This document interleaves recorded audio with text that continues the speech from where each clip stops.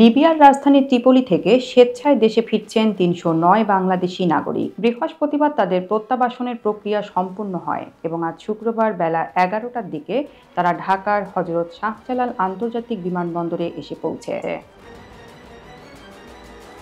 বাংলাদেশ দূতাবাস জানিয়েছে, দূতাবাসের নিরলস প্রচেষ্টা ও লিবিয়ার জাতীয় ঐক্যমত্যের সরকারের সহযোগিতায় এই প্রত্যাবাসন সম্ভব হয়েছে। দূতাবাসের নিরলস প্রচেষ্টা ও লিবিয়ার জাতীয় ঐক্যমত্যের সরকারের সহযোগিতায় ৩০৯ জন বাংলাদেশিকে দেশে ফেরানো সম্ভব হয়েছে। প্রত্যাবাসিতরা ফ্লাই ওইয়া এয়ারলাইন্সের একটি ফ্লাইটে করে বেলা ১১টার দিকে হজরত শাহজালাল আন্তর্জাতিক বিমানবন্দরে এসে পৌঁছে।